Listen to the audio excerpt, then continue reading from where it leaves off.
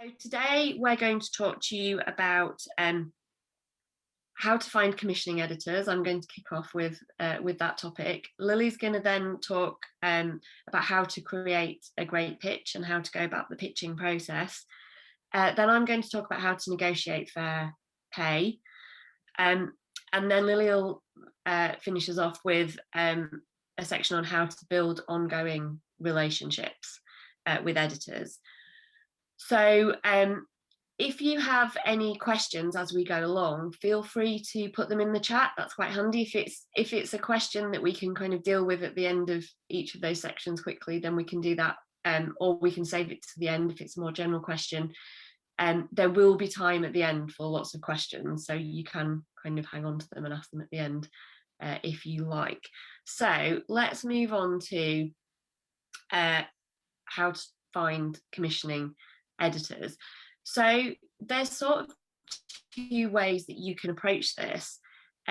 One of the ways is to actually look out for opportunities that are being flagged up by commissioning editors in various places, so on social media and in newsletters. This is quite useful because it can give you an idea of publications or outlets that you've never heard of, opportunities that you've never heard of or thought of. So what I've done here is I've put a bit of a slide together of some newsletters that you might find useful. So we have just some examples here. Freelance Writing Jobs is one by Sian Williams. That's UK based. Sonia Weiser has an Opportunity of the Week newsletter, which is US based. One we came across really recently, it's very new, but we were very impressed by it, was called File Away, which is about four journalists working internationally, and they had some really good opportunities in there that I hadn't come across in any of the other newsletters that I'm in. Some of these are you have to pay for. Some of them you get a bit of a trial first, so you can sort of get it for a month and work out if it's something that you want to sign up to. The Freelance Writing Jobs, one that I haven't got on there, but Journo Resources has a newsletter, for example. So those are all, those two are free, so you can sign up to those. And these newsletters are great because they've done the job of trawling social media and finding these opportunities for you. And one way that I use them, and you might find it quite useful to use them as well, is just as a way of finding out who uses freelancers and what those contact details of those commissioning editors are. I don't necessarily, I'm quite busy all the time. I have kind of regular clients that I work for these days. But I make a note if there's a publication that comes up, an opportunity that comes up that I think, oh, that's interesting, I'm going to file that away. I might make a note of that and that commissioning editor for the next time I have an idea for them.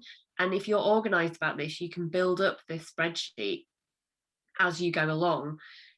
So that when you do have an idea, when you do have something that you want to pitch, you know who that commissioning editor is and you've got their contact details already.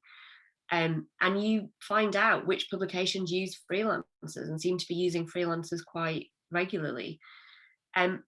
These quite often the ones that I've selected here will focus on writing jobs. There will be some kind of research and some podcast stuff in and amongst. There's other opportunities dotted in and amongst there as well. But these are just examples. Have a look for some that are based in your region and your specialism. So I've got Talking Travel Writing on there, which is one that was launched last year about all things travel writing. And it's got lots of detail on how to get into travel writing specialism. So, have a look for those that might suit you. So that's just one thing I just wanted to flag up newsletters. And also I did want to flag up, so we have our Facebook community, Freelancing for Journalists. There's other freelance journalism communities on Facebook that it'd be worth you seeking out, because editors do put calls out for pitches in there as well. This is one that an international pitch call out that was actually in our group today, looking for novel environmental solution stories, pays 35p a word. She's been really clear about what she does and doesn't want there, but that's just one example of the type of pitch that can pop up on social media, so on Twitter or in these in Facebook communities such as ours as well. So it is definitely worth being in those networks so that you get a sense of where those opportunities might be. But the other situation that you might find yourself in, and we'll talk about pitching in a minute, is that you have an idea and you can think of somewhere that you'd like to try and pitch the idea to, but you don't know who the right editor is, who the right person is to pitch that to. And I mean, it is a good idea to try and strike a balance between seeking out those opportunities that are being advertised, that are being promoted on social media or in those newsletters, but also creating your own work. So just kind of cold pitching an editor when you have a good idea or a good project for them. So we would always suggest, to aim big, pitch to those mainstream outlets that probably have the biggest budgets. And if you have a really good story, then yeah, by all means go for it.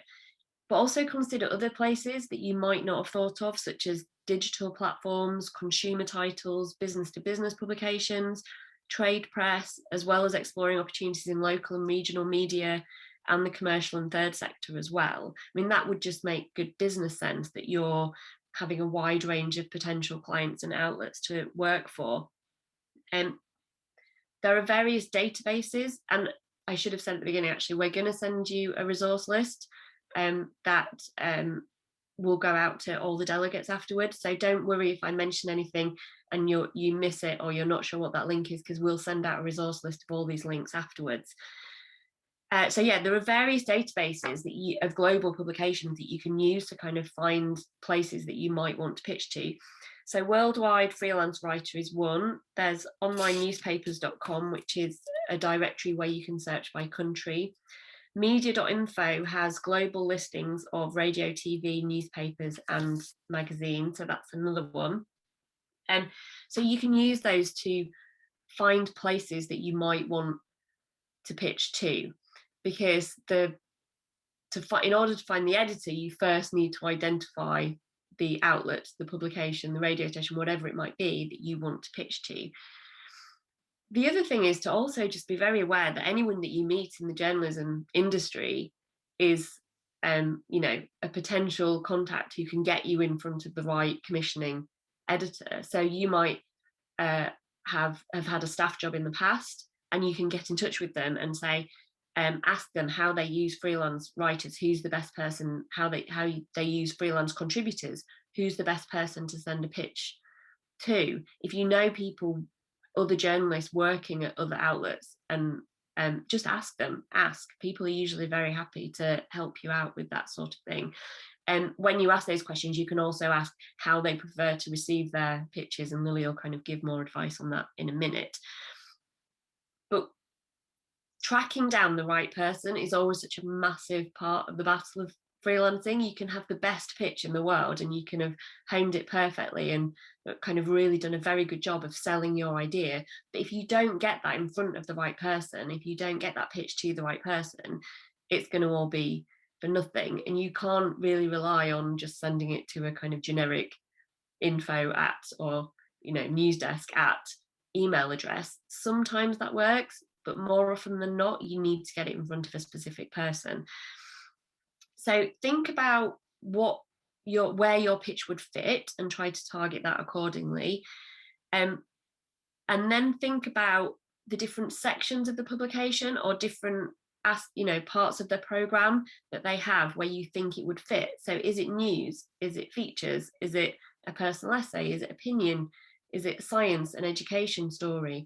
Because that's going to determine the person that you need to get it in front of. So this is all part of the detective work that media organisations expect you to do. They never make this easy at all.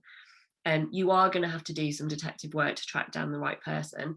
And, I'm going to go through some tips of how to do that. There will never be one way to do it. It will never be just using social media or just using LinkedIn. It's likely that you're going to have to use a few different techniques, but as journalists, we're all used to tracking people down, so this is just part of the process. The other thing to state is that more often than not, the person who holds the budget or who is responsible for commissioning freelance content is not necessarily called a commissioning editor. They can have any number of different titles, names.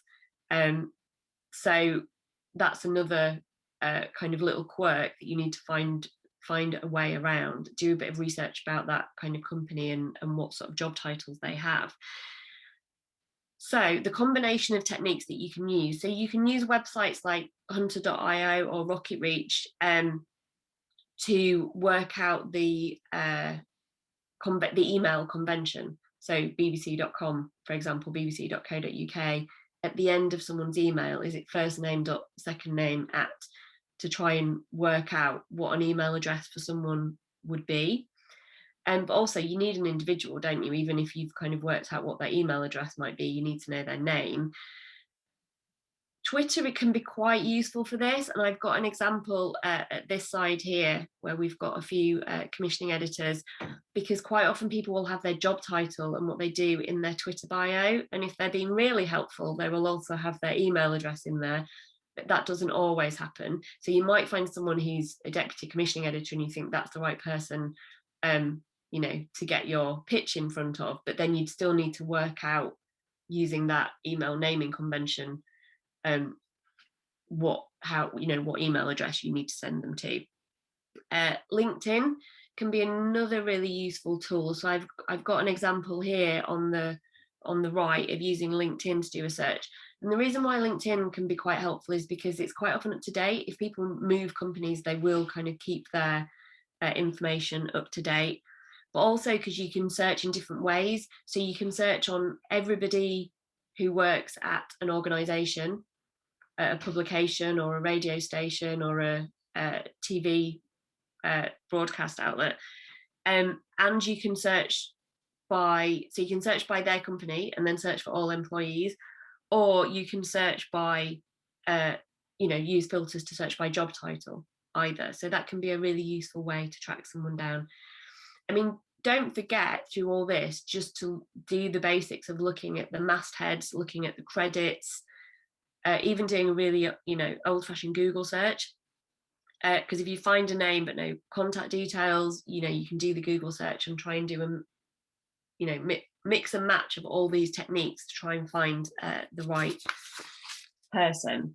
And you can do searches in the social media network. So those Facebook groups that I mentioned, such as ours, you could do a search to find out if anyone has ever mentioned that commissioning editor's name or any contact details for those for that outlet that you're interested in the past. In those social media networks as well, it is okay to ask if anybody's got the contact details of a commissioning editor. Just check the group rules, because some groups say not to do that. In ours, for example, it's fine to ask that. Usually people are quite helpful. I would say that your chances are a bit better if you kind of show in your question that you've done a bit of the research initially and that you're not just kind of expecting others to do all the hard work for you, but I want to does anybody know who's at this particular news desk? I had a contact there but they don't seem to be answering. To show that you've done a bit of legwork, you're more likely to get a response in a Facebook group or a social media message about tracking someone down. So it is part of the process, and all freelance journalists have to do this. Lily and I have to do this all the time. It's not that you're not looking in the right place. It's just you have to kind of bring all these tools together to find the person that you need. Okay, I think that's probably a good time to start talking about pitching. So I will stop sharing my screen so that Lily can. Thanks, Emma. Okay, so I'm going to talk more about the nitty-gritty of actually what you put into a pitch. And this is very much a kind of cyclical process, really, that you are constantly kind of working on several different things in this kind of cycle that I've created on this diagram. And it kind of, it in some respects moves around, but but there's crossover in different areas as well. I suppose the first place to really start is perhaps over here on the building the contacts. So a lot of that is what Emma's been talking about. It is about tracking people down, but you can also start building those relationships in online spaces. So some of the Facebook communities that we mentioned. There's also the Society of Freelance Journalists, which is a Slack group, which is very international. They've got thousands of members from all over the world, from kind of all different media in that group, who are a great source for finding editors. There'll be editors in there as well. So getting into places like Facebook groups, Slack groups, going to events as well. The Freelance Journalism Assembly puts on a series of events. I think they're just about to start their new program this year. And going to those events and seeing the names of people. I certainly know I've been going to a lot of women in journalism events this year, and I've been making a note of the editors that have been there and the stuff they've been talking about, and then I've been going away and finding their contact details. So the more kind of events you go to, the more groups that you're in, the more chances are that you'll be able to build up contacts and start seeing the names of commissioning editors in organisations that you want to work for. And then part of that process is really about finding the right home for your particular story. So it's about not only identifying the publication or the broadcaster that you want to work for, but the right section within that organisation. So whether it's news or features or opinion, or whether, you know, they've got different sections for finance, health, education, whatever it might be, you need to have a really good understanding of that particular organisation. So you need to, for example, look at a website, look at the TV or the radio footage, and figure out what kind of stories or packages they do. You know, is it stuff where they're likely to want some narration or presenting, or is it more likely that they just want you to gather footage and interviews for them? You really need to have a really good understanding. So the first thing I would say is kind of watch that content, listen to that content, go out and buy that publication, look at the stuff online and get a really good sense of what it is that they produce. And there's kind of two approaches. You can either find an organisation that you want to work for and then go away and find stories that you think fit the type of things that they do. Or it could be that you actually come across a story in your region and it's about then finding the best home for that story. And you might do a mixture of those two different approaches. As well as being able to understand the different sections though as well, it's understanding if they have a freelance budget in the first place. And some organisations will and others won't. Some may just pay more like tip-off fees, or they may just pay for some footage that isn't necessarily edited. It's just something that they will then put into their own package. So again, there's quite a lot of detective work that goes on to figure out what different organisations want and what they've got budget for. And then, as Emma says, it's very much about finding the right person, and that's kind of the key to it all, is directing your pitch to a commissioning editor, someone who's got control of commissioning content and has got a budget to commission. And as she's talked about, there's lots of different ways of doing this, using sort of websites and social media, credits and bylines, talking to peers and mentors in different groups. When it comes to the actual pitch itself, it's sort of an understanding among freelancers that there is kind of no set way to write a pitch. There's no sort of perfect pitch, but there are definitely some do's and don'ts. And I'll show a couple of examples in a minute, but I think the key thing with the pitch is to keep it short. And it really is a pitch. It's not a completed piece of work. So this is about presenting a summary of what the story is, and being able to summarize it very, very succinctly. So you're talking about an email that may only be 5 or 6 sentences. Okay, it doesn't need to be kind of like half a page or a page of writing, because editors are busy. They want to just be able to scan through an email and get a sense of what the story is. So the first piece of advice would be to keep it as short as possible. Also, one of the traps that freelancers sometimes fall into is they pitch a theme or a topic rather than an actual story. And actually what you need to be doing is summing up what is a story. And the best way of doing this is by giving a headline. So even if it's not a headline that they're going to use themselves, it's just very useful technique to just come up with a headline that you can put in the email subject heading, and then again in the email, to make it very clear this is what this particular story is about. So it's not about saying I want to look at this kind of issue, it's actually presenting the story. So you wouldn't say in a pitch, I'd like to look at the impact of COVID-19 on students' mental health, for example.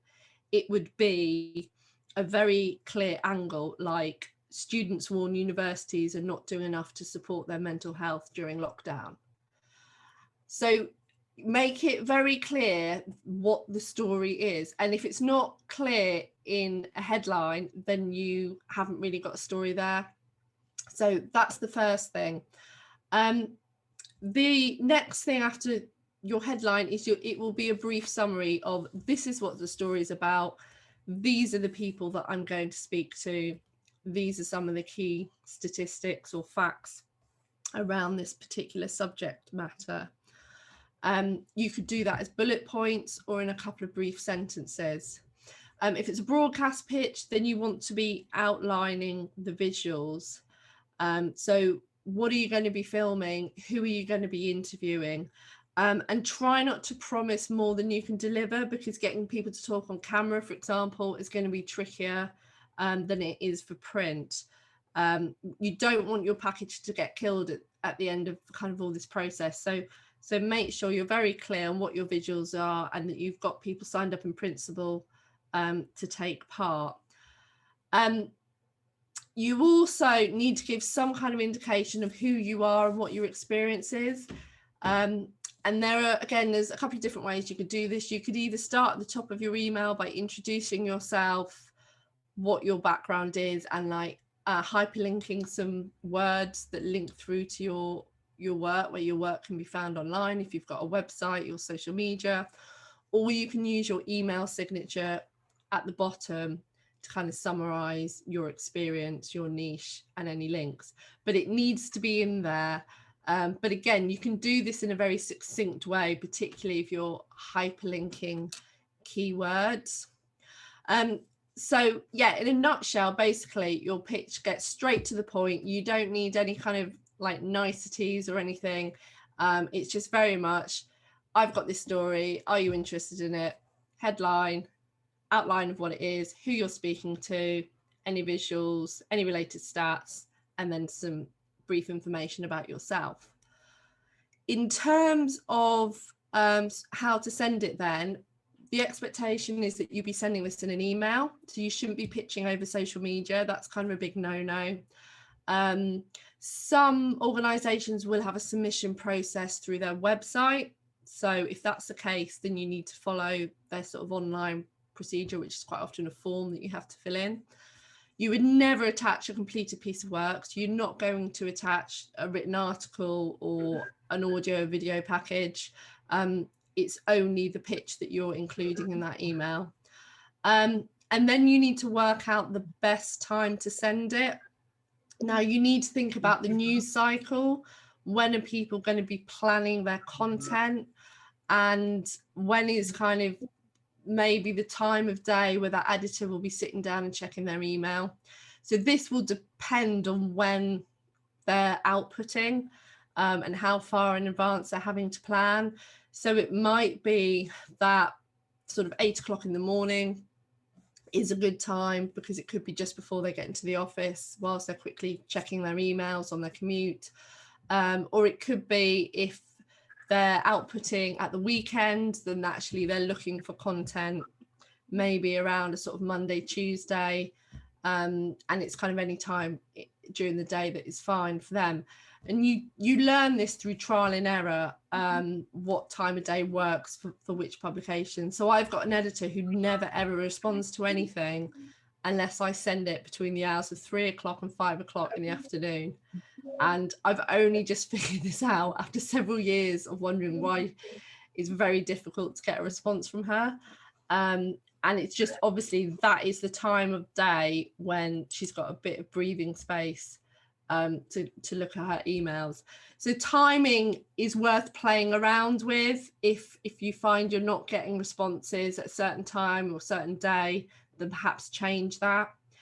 And then in terms of following up, it's perfectly reasonable to follow up if you don't get a response. If it's not time sensitive, then give it about a week. But if it's time sensitive, then the next day is perfectly reasonable. Obviously be polite in following it up, and I would always advise that when you follow up, you create a fresh email and you put the pitch back in again.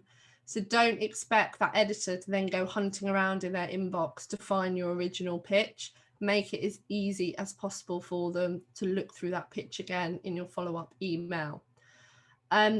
If you don't get a response after you've followed up maybe once or twice, perhaps up to 3 times, then just take it elsewhere, move on, and go to a different organisation. It's also important that if you do get commissioned, that you get the technical specs straight away as well, so you know exactly what's expected of you, if you're expected to present something or narrate something, or if it's just the footage and the interviews that you're going to be gathering. Make sure that that's very clear, and over time, as you build up relationships with editors, you'll know exactly what they want. But it might be what you pitch is not quite what they're after, but they like the story idea. It's just the way in which they want it put together is different. I know the first time I started pitching, I was very much about, I can write this content and I'll do this bit of audio and I'll do this bit of video and I'll also do some photographs for you. And they were a bit like, hang on, we just want the words. That's all we want, and we'll sort the rest.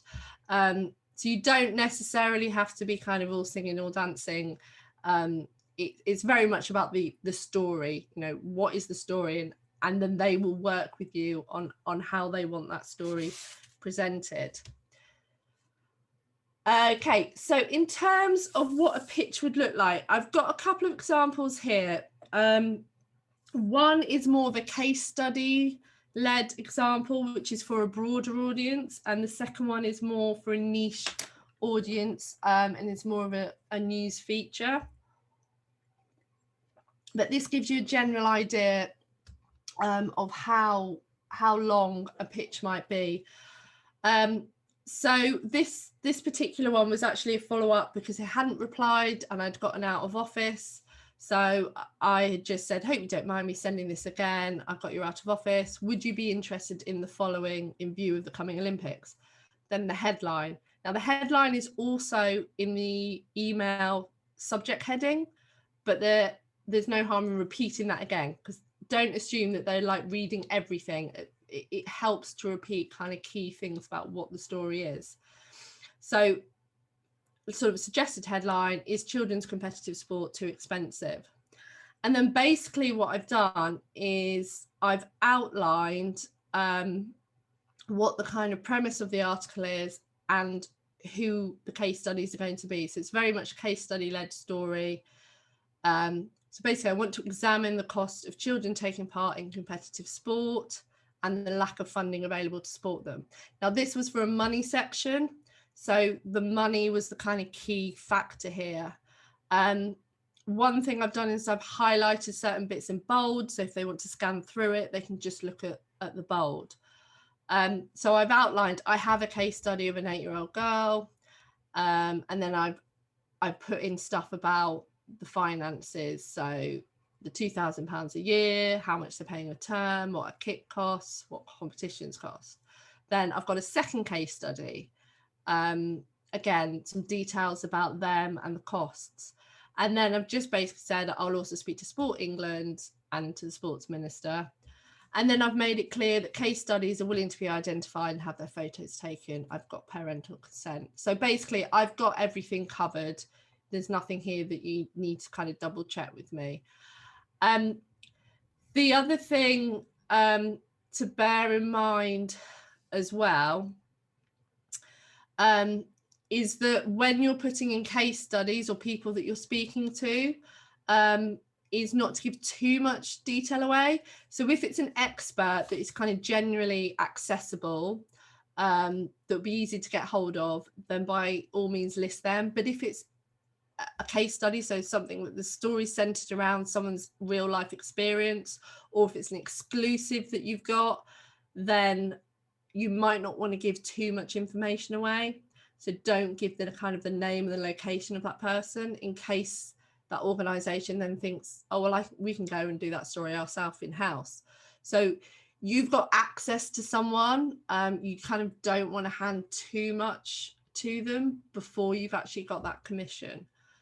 And then, as you can see at the bottom, kind of an email signature just explaining who I am and who I've written for, with links to my work. So that's one way in which you can just very clearly and simply kind of state why you are in a position to put this piece of work together for them.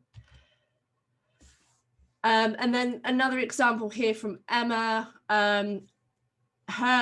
She does have an email signature actually, but it's just been cut off when we've I've copied and pasted this. But again, just outlining what the story is going to be about, with some key links to similar stories, and explaining how this story is going to move it on, and some observations around other stories and latest figures. And then again, she's explained that she's a medical journalist, her links to that publication in the past, and then a link to a recent feature that she did on a related subject. So again, not very long. We've kind of got 1, 2, 3, 4, 5, maybe 5 sentences with the pitch, and then 2 explaining her background. And again, you don't have to write this as full sentences. You can do it with bullet points. It might be different for different pitches. It might be that your visuals you want to put in as bullet points, or the different interviewees you've got. Try different things for different publications. And I find it just depends what I'm pitching. Some things lend themselves more towards bullet points than others. What you will find is that over time, as you work with the same editors again, your pitches will get shorter and shorter and shorter. And now I tend to send like a list of like 5 ideas, and each one is probably a headline and 1 sentence, and that's it. So it does change over time. In terms of how many ideas, so you've got lots of different ideas. I think probably up to 3 is what an editor would expect. That certainly that's what editors have said to us, is that they're quite happy to scan through. They're quite light looking at a list of ideas, but 3 is probably the most that they're going to have time to look through in one email. But it's perfectly fine to put up to 3 different story ideas into one email. I think that's me. So I will pass you back to Emma now, who's going to talk a bit more about the pay side of things.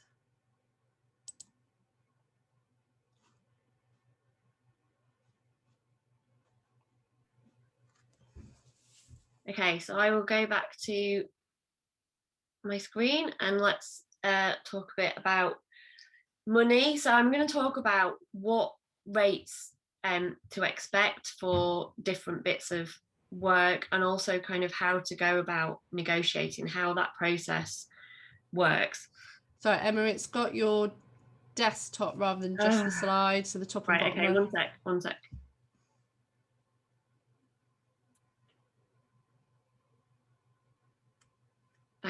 Thanks for flagging that up. Right, let's try again.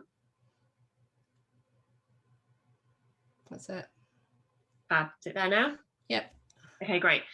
So yeah, so I'm gonna, you've got the pitch, you've had it commissioned. So the next step is to make sure that you're paid fairly for that work, whatever it is, whether you're trying to sell some photos or a bit of footage or a whole package or an article. It might be a photo essay. There's all kinds of things that you could have pitched and have accepted. So now you need to work out, what's a fair rate for that bit of work that you've been asked to do.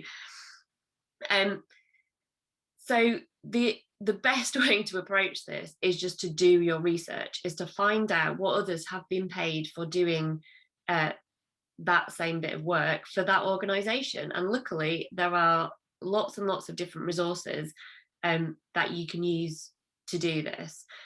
So as Lily said, when you accept the pitch, you need to be clear what's expected of you, what they're expecting you to deliver, whether that's, word count, number of photos, length of package, just the footage, whatever it is you're being expected to deliver. You need to be clear about that so that you know what fee to negotiate. And for that bit of work, you could be paid per word, per article, per project, per bit, minute of footage, for a certain number of photos, for a full package. There's lots of different ways in which those rates can work as well. I have editors that I work for where I'm doing a feature, but they pay me a day rate. They say, right, this is going to take you 3 days, and instead of a word rate. So there's lots of different ways that you can be paid. But what you need to do is to do your research. So here on the in the grey box, I've got some resources of organisations that have put together lists of rates that people have been paid for doing work for various organisations, but also aspirational rates. So this is really what you should be aiming for a certain bit of work. So the NUJ in the UK, the National Union of Journalists, they have a very detailed breakdown across kind of all kind of media about what they think you should be paid for doing a job.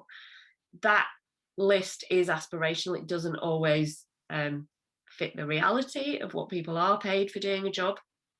But they also have a rate for the job section where people have uploaded what they've been paid for different bits of work. And I had a look through that, and they've got loads of different bits, different rates on there that people have been paid for retainers, for packages, for radio documentaries, for a few minutes of footage.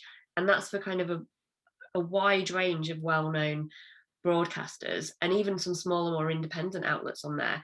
So if the place that you're working for, the outlet that you've been commissioned by, is not on there, it does at least give you a sense of what comparable organisations are paying or have paid recently for those bits of work.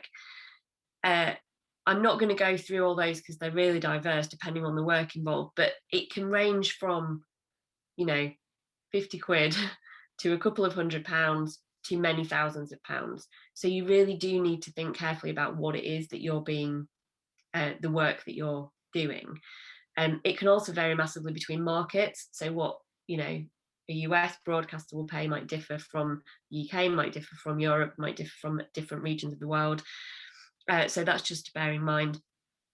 The journo resources also have a freelance rates guide that's very good, where people have kind of put in what they've been paid for. There's a massive list of different organisations on there. And the other one that's quite interesting, that's more of a recent one, is one that was set up by a freelancer called Anna Codurado, who was doing a campaign for fair pay for freelancers. And as part of that, she created a Google Doc where journalists, and she's got kind of journalists and content creators from all over the world who've fed into this Google Doc, uploading the fees that they got paid for different publications, as diverse as Al Jazeera, Forbes, National Geographic, Washington Post. There's all sorts of bits of work in there. And The other one that you might find very useful is there's a Contently rates database, which is a really large database, again, of rates that freelancers have been paid. And that's got some more digital, print and video content in there. There's even some documentary stuff in there. So you should be able to find something comparable based on kind of the size of organization, the type of work that you're being asked to do. And that can be your starting point, really. This just gives you a ballpark of the kind of figure that you should be getting paid for doing this work. I mean, one thing that I do need to stress is that rates do differ a lot. So sometimes I get paid £150 for doing a day shift, news shift, and I can be churning out 5 or 6 stories in that news shift. I regularly get paid £110 per news story for a different organisation for a news story that I can write in an hour, 2 hours, but it's very, very specialist work that they were struggling to find anyone to do. So that rate is a little bit higher. I only get 2 of those a week. So you're kind of juggling all these different aspects and getting paid in different ways. The features that I write can differ from 20p a word, to up to 50p a word, all for very similar kind of medical specialist stuff. So there is a very, very wide variety. If you're doing print stuff, you might find that you'll get paid a much lower rate for writing for online, for example, than you would if it was in the print version of the same publication. Much less for an opinion that you can turn out quite quickly than for kind of bigger investigation with case studies. So it does vary. And Lily and I have found out it even varies within the same publication sometimes, which comes on to my next point, which is that we would encourage you to negotiate when you are given a fee. So you can earn more for, if you've got a juicy exclusive that they would be very keen to have that you could sell elsewhere, for an in-depth investigation that's going to take a really long time for you to put together. You can negotiate certain rights, kind of second use rights, and for providing certain images, for example. So if you've got content that they're really going to want because it's exclusive, if it's going to be used in multiple places, if it's going to take you a really long time to do the work, if you are going to be able to use it for more than one outlet, are you going to have to use your own equipment to create this footage, to put this package together? All these things need to be taken into account when you're thinking about what is a reasonable fee for this piece of work. And one thing is, while I've said that rates do vary, I always take into account how much something's going to take me to do. So I sometimes might get a lower end of what I would accept be a acceptable rate per word for a feature, but if it's not going to take me that long to do, that's fine. I'll accept that, because if you kind of translate that into a day rate, that's a pretty good rate. But if I'm doing a bigger investigation, I will negotiate. Look, I'm going to have to speak to lots of people to get this story. It's going to be really hard to track down these case studies. You're asking me to do FOI requests or find out lots of data. It's going to take me a long time to do. So you need to build that into the negotiation so that you're not being exploited and you're not being underpaid for your work. When you start out, this can be a bit of a minefield. Some editors will give you a rate and that's it. They don't have any different in the budget. That just is a standard rate. They pay it for everybody, fair enough. Sometimes that's a bit of an easier starting point than when they say, what's your rate? I always hate that question because you always feel like you're going to, pitch it wrong, whatever. If someone does ask you that, then the only way to go about it is to do that research, work out what a reasonable rate for that work would be. If you have kind of any peers or mentors who work in that field, kind of run it past them and try and, get their judgment on whether that would be a good rate or not. And then add on some more, because you need to be able to have room to negotiate when they say, actually that's not within our budget, but we can pay you this. So, negotiation is just part of it. It's an expected part of it. They're not going to turn around and not give you the commission because you've tried to negotiate. Always just try and kind of be polite, give reasons for why you might be asking for more money than they've initially offered, such as the exclusivity or the amount of hours it's going to take you to do. And the next thing to say is, what point in the process do you have that conversation? Well, essentially, as soon as they say, yes, we're interested in this, we want you to do this piece of work, before you do anything else, you need to get a brief and to agree the fee. That needs to happen then before you do any work. It's no good kind of doing the work and then at the end of it, when you've handed it all in, to say, oh yeah, we never talked about a fee. What happens then if they turn around and say, oh sorry, we've got no budget, we just thought you were, doing it for free? That leaves you in a really difficult position because nothing was agreed up front. So you need to have that conversation before you do any of the work.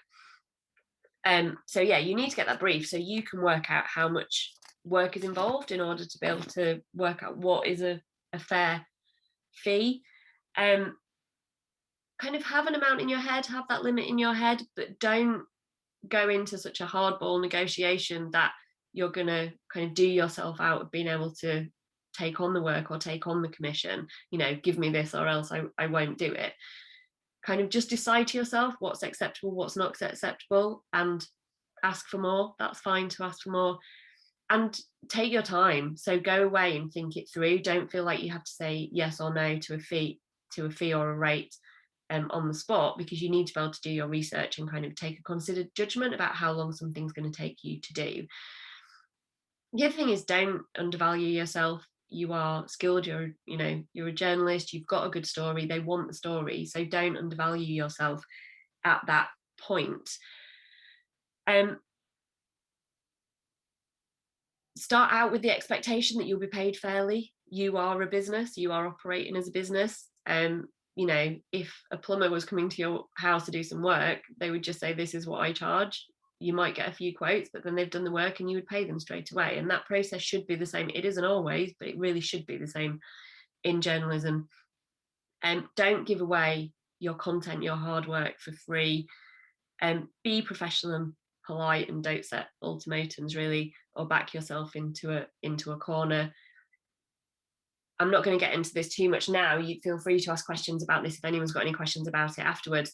But if you're starting out on your career and you're trying to build up a bit of a portfolio, there is an argument that you might want to do some pieces for free at the start, so that you've got content to show people and you've got things to add to your website and your portfolio. Our advice would be, just make sure you don't do that for too long. You can fall into a trap of then not knowing when that kind of professional relationship, when to start charging, when that begins. Okay, so I want to make sure that we've left enough time for there's a couple of questions that you might want to pick up now, because right, let me stop sharing so I can see the questions. Can you ask for a day rate as well as people win? So yeah, that's part of a negotiation that you can have. So I have a publication that I work for quite regularly, and I will do news stories for them and get paid one way, and do features and get paid another way. But if I'm doing a big investigation, I have asked and they have agreed to get paid by the day, so that we'll say, look, I think this is going to take 3 or 4 days and I want to get paid by the day, because at the end of it, I'm going to have 1,000-word article, and your word, fee per word is never going to pay for the amount of effort and amount of work that I've put into the article. So that is something you can agree. I don't know of circumstances where you could agree both. That hasn't happened to me. So a day rate plus, it's either or. But if it's going to take you a long time to do something, you need to build that into the fee per word that you're asking for. If you've collaborated with a journalist for a piece of work, how do you go about with the rate? Do you just divide it? That's something to be agreed between yourself, Lily. I don't know if you've got any. Well, we've done stuff together, haven't we? Emma and I have co-written a few things together, and we've always just split it 50-50, but we've split the work 50-50. So we've gone, you write this section, and we kind of divide it up equally. So that's quite a clean way of doing it. But yeah, you would have to negotiate that with the other person, and it all comes down to the amount of time you're putting into it, and the amount of content as well. It can't just be time, because one person might be quicker than another. So it does need to be measured on the amount of content. But yeah, you do need to negotiate that. The other thing is that you might, in some circumstances, be paying a case study to someone who's actually appearing in your story. There may be a fee for them, and that happens quite frequently with magazines, and it happens to a certain extent with newspapers and websites as well, particularly for real life stories. And again, it depends. So sometimes the organisation will have a set rate that they pay case studies, but it can be quite fluid. I do quite a lot of these types of stories for a newspaper website, and I always ask, is there a case study fee? And they say, yeah, we'll pay between 100 and 150, but then it's up to me to like negotiate that. So I'll always go for the top rate. I'll just say to the person, they'll pay you £150, and they're always happy to say that. So I'm not quite sure why they say 100 to 150. But sometimes, like with a magazine, they might say, we'll pay you £600, and out of that, you decide how much you give your case study. And that's where you have to make a decision. And that's not about negotiating that. That's you, the professional, then making a decision on what you're going to offer the case study. And that's where networks can be really helpful for seeing what other people do. Some people, it's rarely 50-50, because the person telling their story may take an hour or two to tell their story, but the amount of work you put in will take longer. So it might be 60-40 in favour of the journalist. It could be 70-30, it could be 80-20. It does really vary. So there's no kind of set way of dividing that up. You've just got to kind of judge it yourself, really. Sorry, that was a long-winded answer. But that's often the way. It's often quite complicated. Okay, shall I move on to the last section? Yeah. Okay, so I just really wanted to talk briefly about how to build those relationships with, sorry, I'm trying to get on the right street, with editors, and kind of maintaining a really good relationship. Because obviously once you've successfully pitched to an editor and had work commissioned, there's always a child.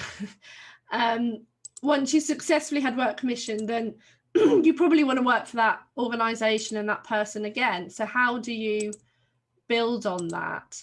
And really, I think there are three key things that you need to think about in terms of keeping that ongoing relationship. And I think the most fundamental thing here is reliability, which it seems fairly obvious, but it's not something that everybody does. And it's basically about coming up with whatever it is that you've pitched, coming up with the goods. So if you've pitched something, then you need to make sure that that's what you deliver, and you need to deliver it on time. So meeting deadlines is really important. And if you can send your work in ahead of a deadline, that's even better. You'll probably get some brownie points for that. Making sure that what you deliver is clean, so it's clean copy or clean edit, so that at the other end they don't need to do very much to it. There's nothing worse than if there's sort of sloppy spelling, or you've got people's names wrong, or you've got facts wrong. If you're creating work for the editor, they're not going to want to work with you again. So making sure you fact checked, that you do make sure that you pronounce people's names right, you spell people's names right, you get right of reply. So if it's a story that is perhaps criticising an organisation, that you make sure you've built in time to get a legal right of reply from that organisation, and you're including that, and basically just coming up with what it is you said you were going to do. And part of that is about communication with the editor as well. So telling them how that process is going, if you come up against any problems, what you're going to do about them.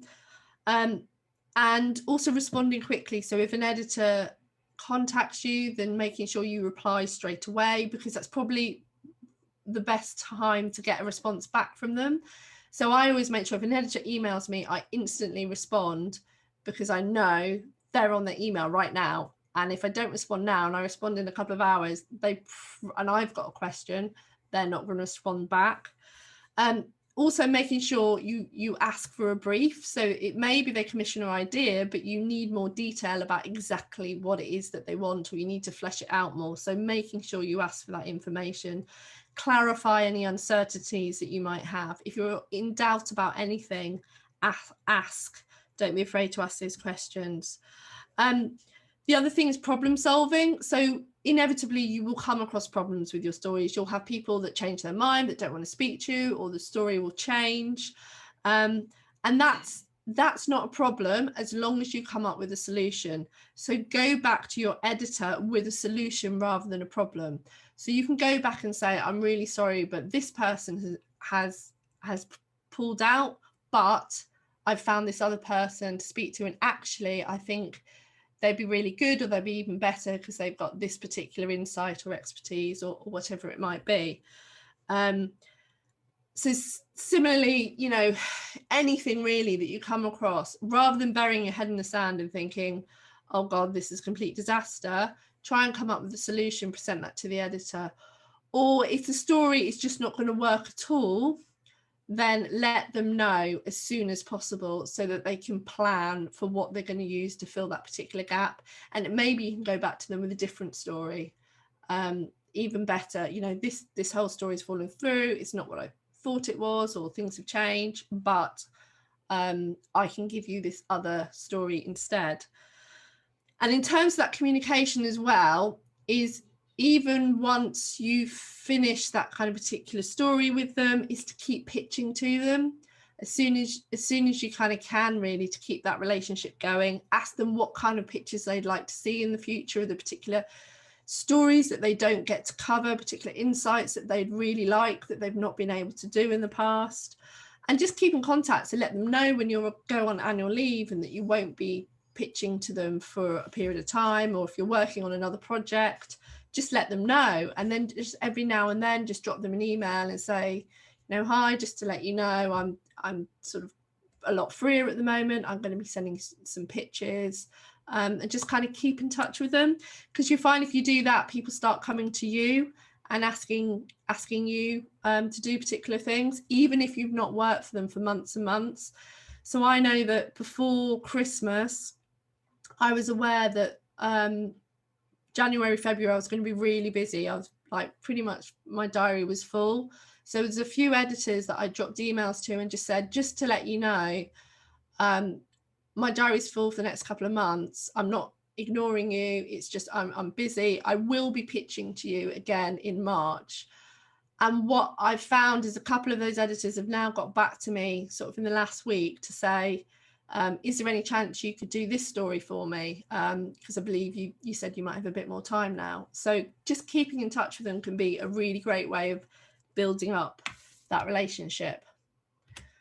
Okay, just before we get on to questions, I just wanted to have a little plug of an event we've got coming up in June. So it's a little while away, but we're running a webinar on the business of freelancing, where we're very much looking at sort of financial and organizational processes that you need to get in place as a freelancer. So we're talking about tax and organizing your finances, but also about how to get to grips with time management, how to set up effective workflow systems, and kind of tools and apps that you can use to help you manage all of this. All of our events are on our Ticket Tailor page, or if you Google Ticket Tailor Freelancing for Journalists, that will come up. So I just wanted to quickly mention that, because it kind of relates to the stuff that we've been doing today. But I'm going to stop sharing now. I believe we might have had another question, but if anyone else has got any questions, if they want to just put them into the chat. So we've had a question here from George about, what if the publication says that their budget became tight because of the pandemic, that their rate they give is lower? Yeah, we have heard a few people talking about this recently, and this has been happening in some areas, and I do think, you know, it's genuine when publications are saying that.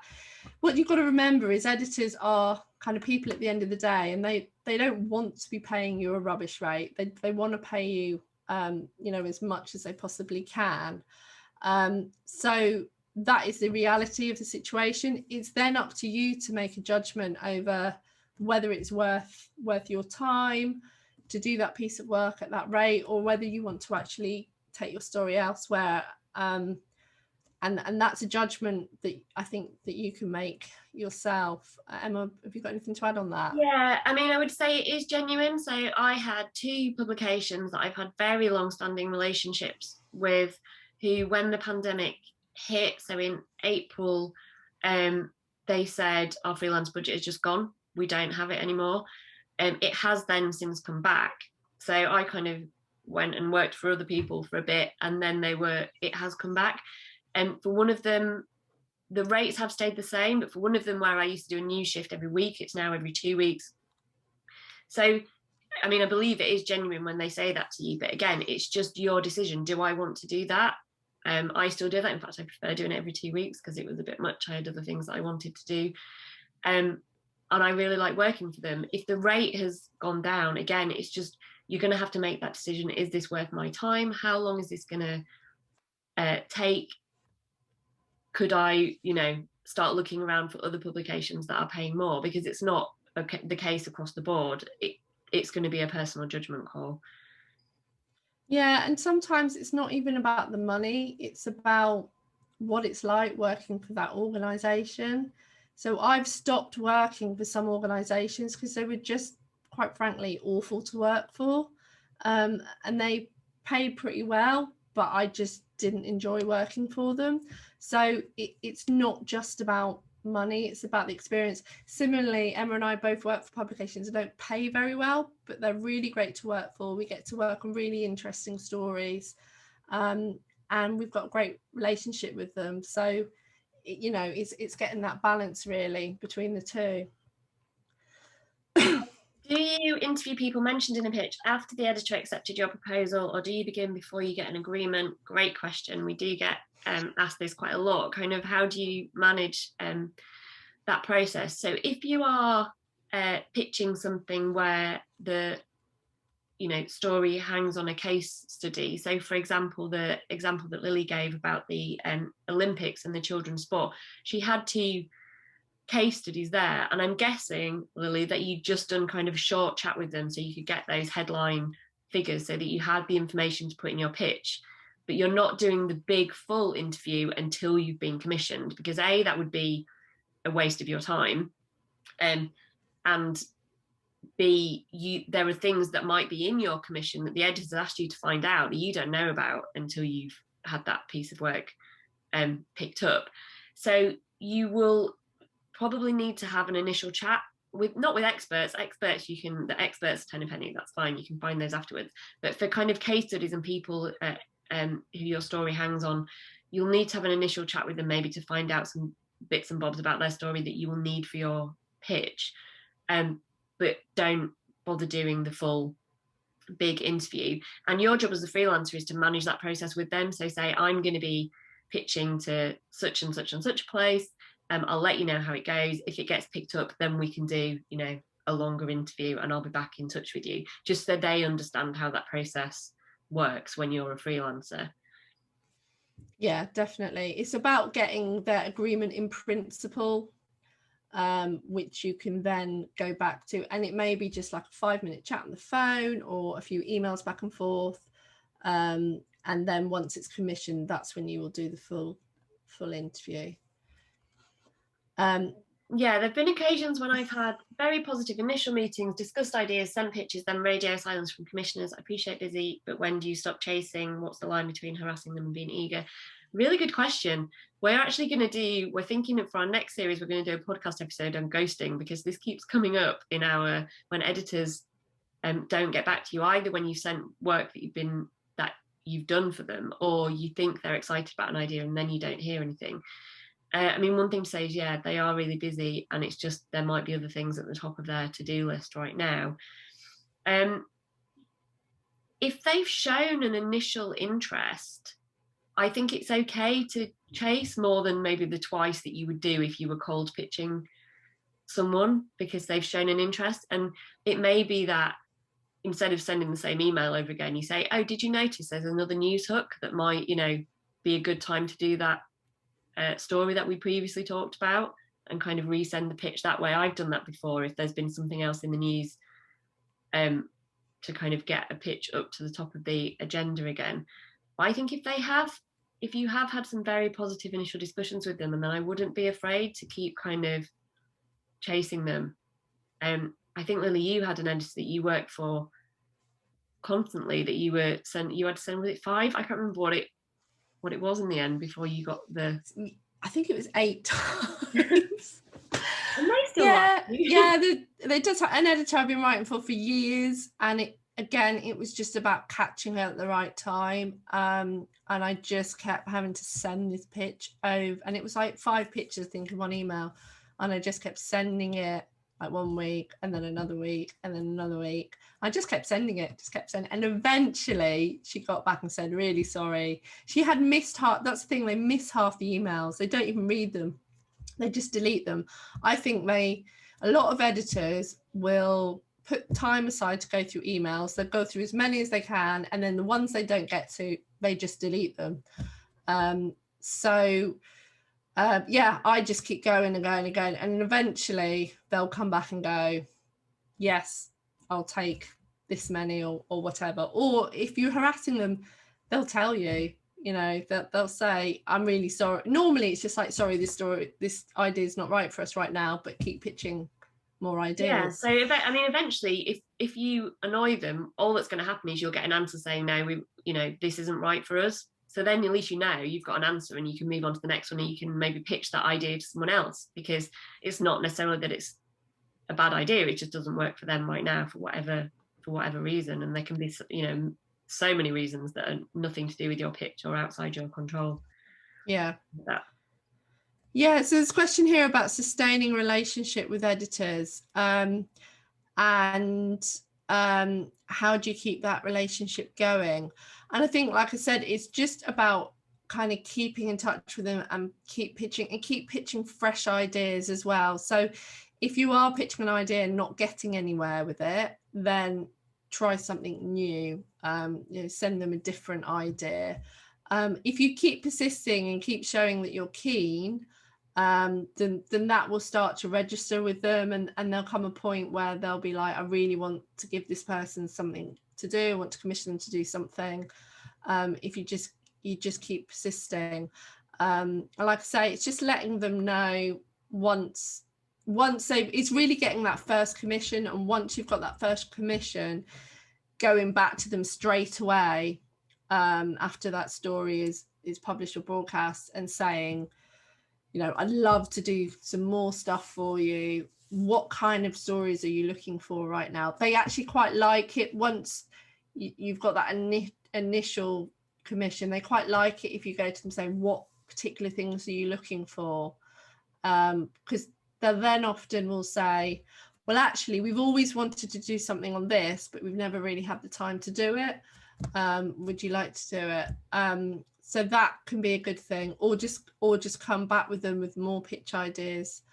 And I think if you have been working, you've already been working for someone, you've kind of got that relationship in place, but it doesn't seem to be going kind of further than that, you could always kind of ask for some feedback, or ask them for a coffee. That's virtually these days. You might not be in the same place as them, but can we meet and have a quick chat? I'd really like to know how I can help you more, like try make it about kind of making their life easier and giving them things that they want.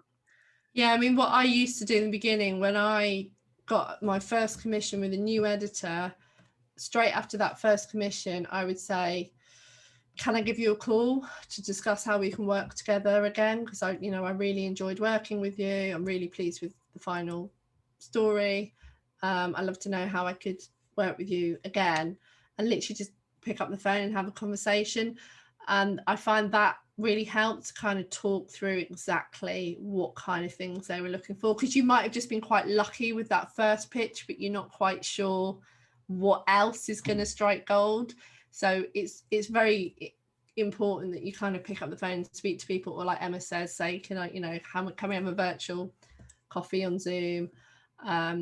Yeah, I mean, pre-pandemic, once a year, because most of the people that I work for are based in London and I'm not. So once a year, I would go down there for a day on the train and I would just set up meetings and just kind of go around London and meet people, because I think it's just nice. We can't do it at the moment, obviously, but it's just nice, they see your face, and then the next time they need a freelancer or they're thinking, they're more likely to think of you rather than just being kind of someone behind an email. And the same would go for a phone call as well, or a Zoom chat. Yeah, and editors will just suddenly contact you out of the blue as well. I found that's something I pitched, and then it was a story actually about netball, and then I think about a year later I'd heard nothing, and then a year later the editor sent me an email out of the blue and said, could you write us an opinion piece today, after England won the netball Commonwealth Games? Could you write us an opinion piece? You know about netball, don't you? So she had like this vague memory of this pitch I'd sent her, or she searched in her inbox netball to see which freelancer popped up. So people will kind of log you, even if it's kind of subconsciously. Yeah, I mean, I've had circumstances as well where I've sent a few pitches that haven't really been going anywhere. They've been ignored. I'm kind of thinking I'm not hitting the mark here. But then it turns out they've just been super busy, and the next thing you know, you get an email going, oh, I have seen your pictures, I'll get to them, but I need to find a case study on this, can you do it for me? Because they just know you're there, you're around, your name's kind of at the forefront of their mind because you've been sending them stuff. Link in there. I was going to say, we have a webinar a month on all kind of different topics, running throughout the year, so you'll find them all at. I'll just put the link in the chat. How many pictures a week would you challenge a freelancer to prepare and send to editors? How many at least? Well, I mean, that depends on what other circumstances you've got on and what other things you're doing at the same time. Lily, when you started freelancing, how many were you sending out a week? My aim was 10 a week, but it wasn't necessarily 10 different stories. So some of those would be the same story, but perhaps shaped in a different way for a different publication. So it might have been 3 or 4 or 5 different story ideas, and then it was going to at least 10 different editors. That's what I set myself. And my strike rate was about 1 in 15 in the beginning. But that you get better at that, and also once you're in with an editor, they're more likely to commission you again if you've delivered kind of what you've promised.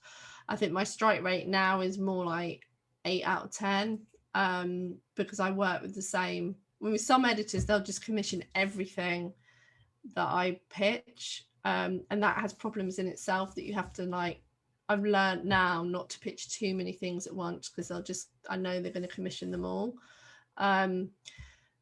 But yeah, that changes over time. So your strike rate will be very, very low at the beginning, because nobody knows who you are.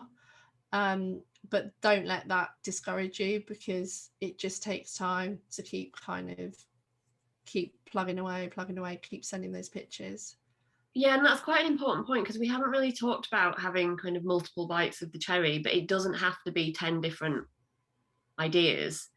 You need to be tailoring your pitches towards the publication anyway. So,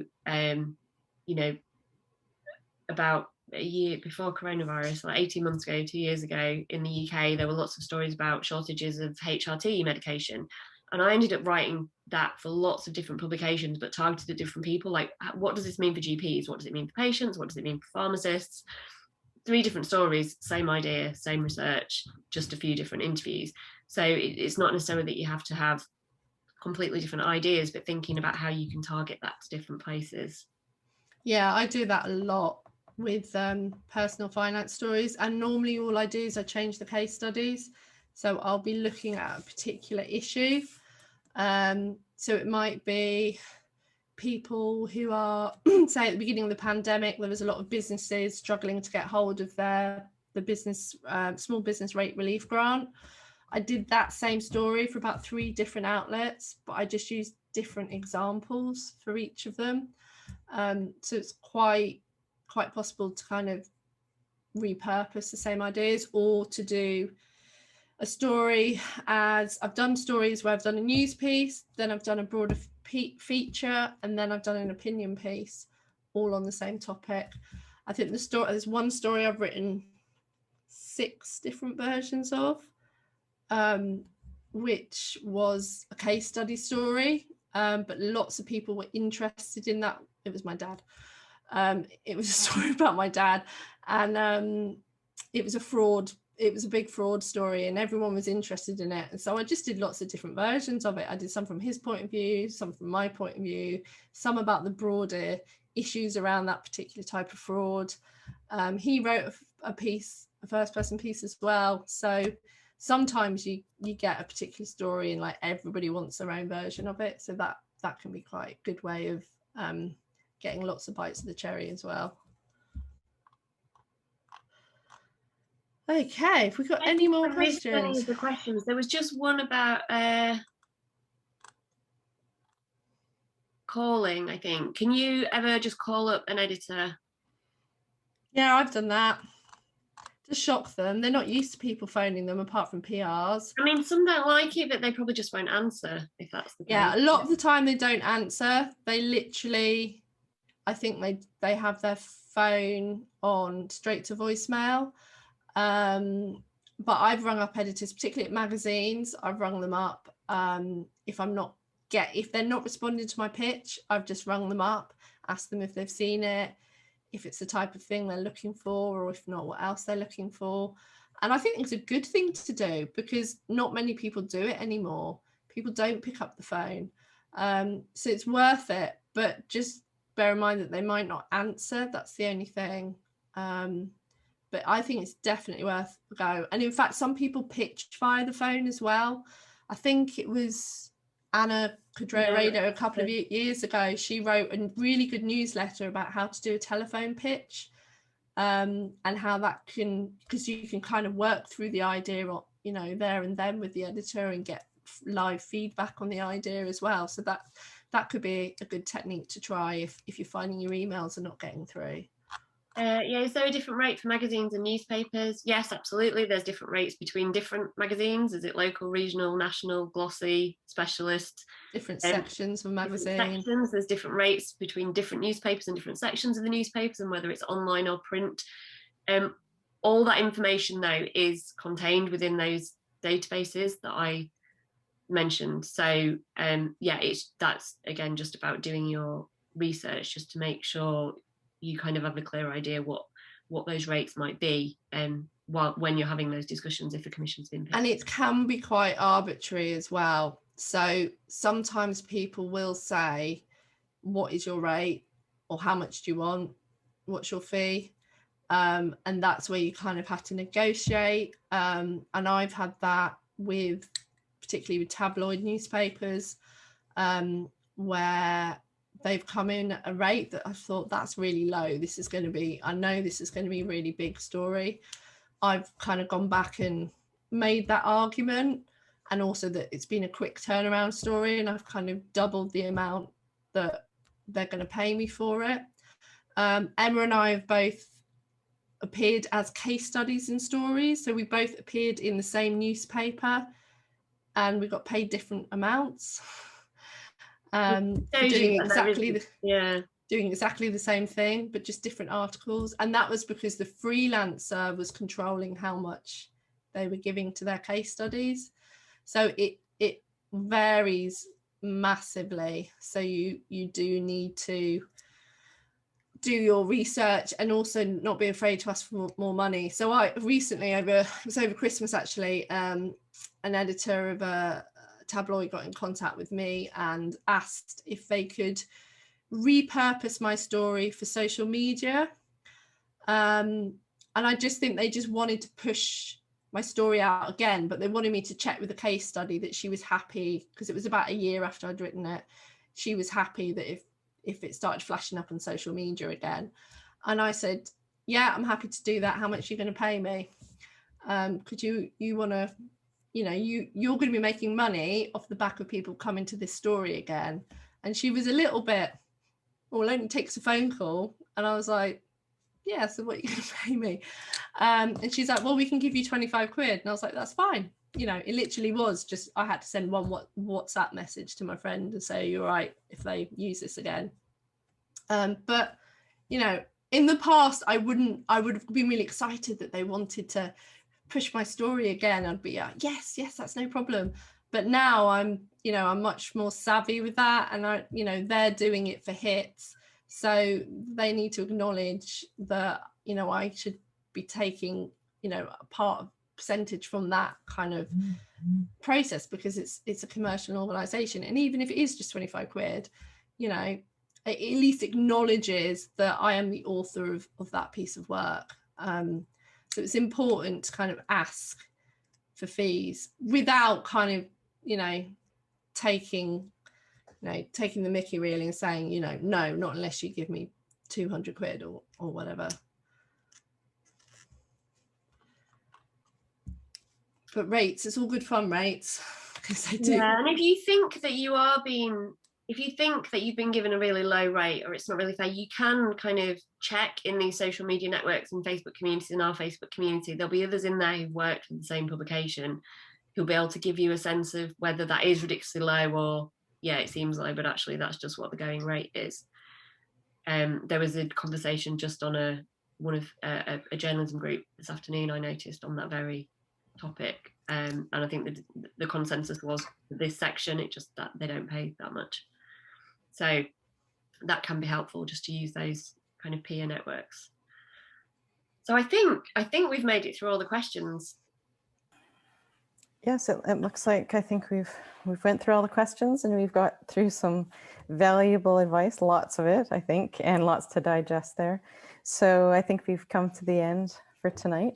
I want to say thanks so much to both of you, Emma and Lily, for offering all of this amazing advice. As they mentioned, they're going to be sending, well, they'll send to me to send to you all a resource list. So I'll send that out to you tomorrow. So watch your inboxes and you'll have the links and lots of the information that they shared tonight as well. So thanks again, everyone. Thanks for being here. Thanks for contributing, both of you, and take care. And do check the Rory Peck Trust website as well, as we're going to have lots of other events coming up in the next few months. So hopefully those will be valuable to you as well. Thanks again.